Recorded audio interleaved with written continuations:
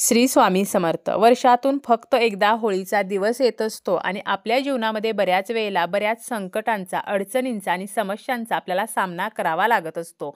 वर्षातून फक्त एकदा होळीच्या दिवशी जर आपण काही उपाय केले तर आपल्या जीवनातील बऱ्याचशा समस्या ज्या आहेत तर त्या नष्ट होतात. आपल्या कितीही कठीण इच्छा असतील तर त्या पूर्ण होत असतात. असे कोणते उपाय आहेत जे फक्त वर्षातून एकदा होळीच्या दिवशी करता येतात, याचीच माहिती आपण आजच्या या व्हिडिओमध्ये पाहणार आहोत. काही चमत्कारिक उपाय आपण या व्हिडिओमध्ये पाहणार आहोत जे फक्त आपण होळीच्या रात्री करू शकतो.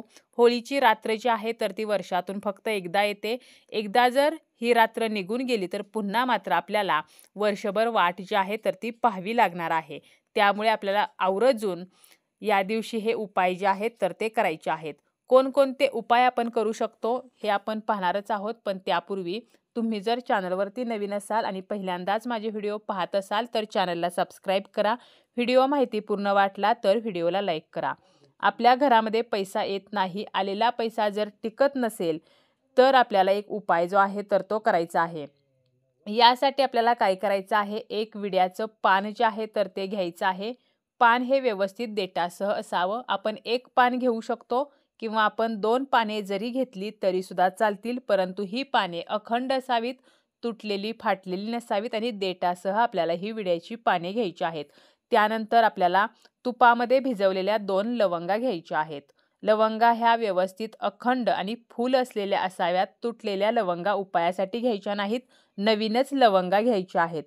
लवंगा ज्या आहेत तर त्या आपल्याला काय करायच्या आहेत, तुपामध्ये भिजवून घेतल्यानंतर विड्याची जी पाने आहेत तर आपण जरी एक पान घेतलं तर त्या पानावरती 2 लवंगा ठेवायच्या. 2 पाने घेतली तर एकावरती एक आपल्याला ते पान ठेवायचं आहे आणि त्यावरती 2 लवंगा ठेवायच्या आहेत आणि यासोबत आपल्याला एक बत्ताशा ठेवायचा आहे. जर आपल्याकडे बत्ताशा नसेल तर आपण फक्त विड्याच्या पानावरती 2 लवंगा ठेवल्या तरी सुद्धा चालेल. आणि जेव्हा आपण होळी दहन करतो त्यावेळेला आपल्याला काय करायचं आहे, हा विडा जो आहे तर तो होळीमध्ये टाकायचा आहे आणि आपली जी इच्छा आहे तर ते आपल्याला बोलायची आहे. श्रीहरी विष्णूंचं आपल्याला स्मरण करायचं आहे आणि आपली इच्छा पूर्ण व्हावी म्हणून प्रार्थना करायची आहे. खास करून आर्थिक समस्या म्हणजे पैशासंबंधीच्या समस्या नष्ट होण्यासाठी हा उपाय जो आहे तर तो केला जातो. यानंतर आपल्याला होळीच्या दिवशी सकाळी लवकर उठून स्नान वगैरे आटोपल्यानंतर आपल्या घराचा जो दरवाजा आहे त्यावरती एक स्वस्तिक चिन्ह काढायचं आहे.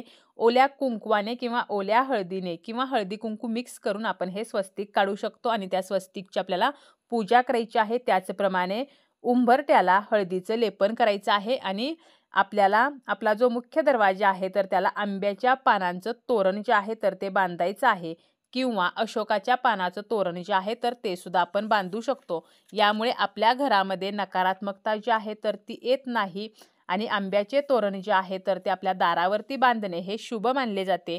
होळी जी आहे तर ती फाल्गुन पौर्णिमेला येत असते आणि म्हणून पौर्णिमेच्या दिवशी आपल्याला हे तोरण जे आहे तर ते बांधायचे आहे, ज्यामुळे आपल्या जीवनातील ज्या काही वाईट गोष्टी आहेत, वाईट दोष असतील, इडापिडा असतील तर त्या नष्ट होतील.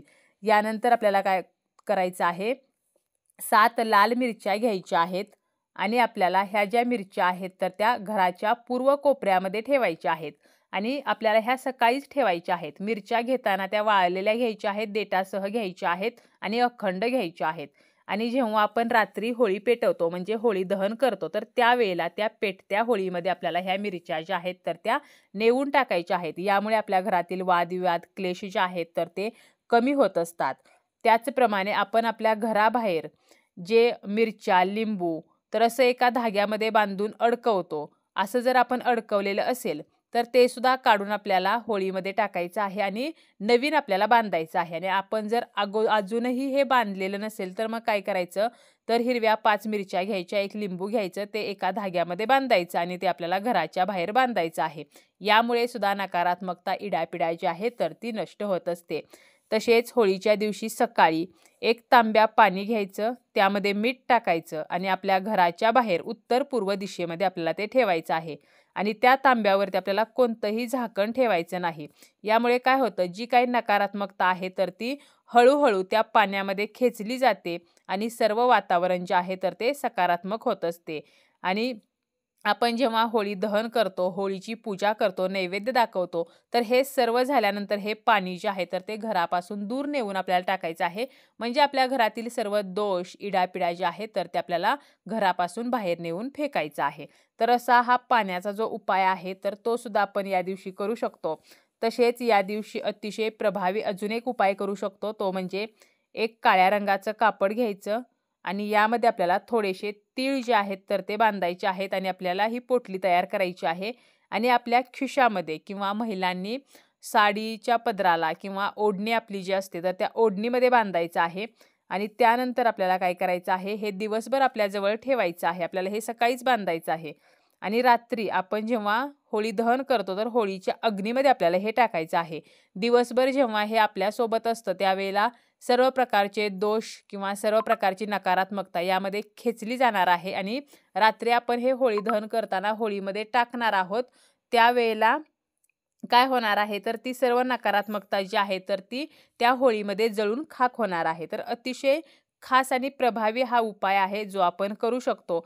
त्याचप्रमाणे होळीच्या दिवशी शिवमंदिरामध्ये आपण कणकेचा दिवा जो आहे तर तो प्रदोष काळी म्हणजे तिन्ही सांजेची जी वेळ असते, सूर्य मावळण्याच्या वेळेची जी वेळ आहे तर या वेळेला कणकेचा दिवा लावायचा आहे. यामध्ये तुपाचा वापर करायचा आहे.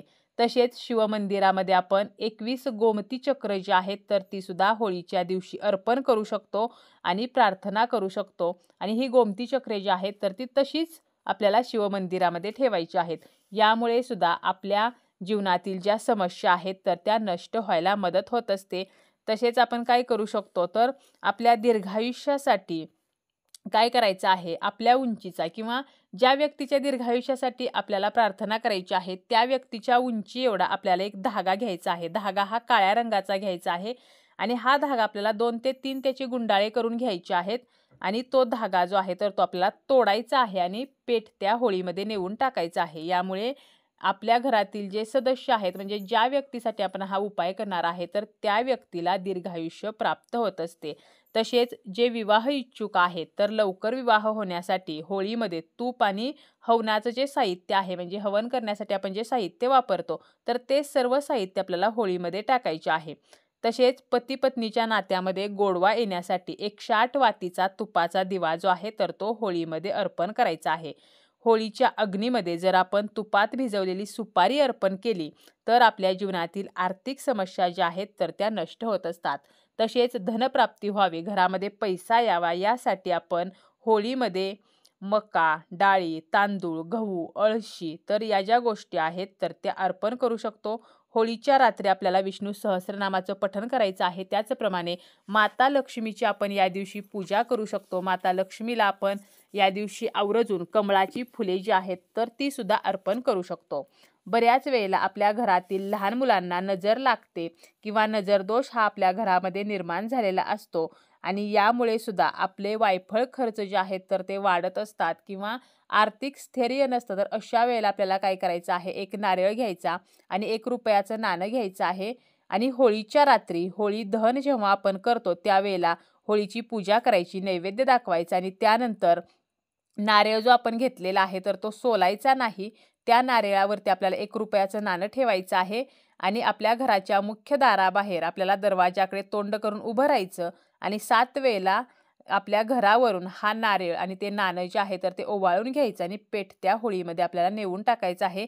हे सर्व करताना आपल्याला काहीही बोलायचं नाही आणि परत घरी येताना मात्र हातपाय धुवून आपल्याला घरामध्ये जायचं आहे. तर असे काही उपाय आपण होळीच्या रात्री करू शकतो.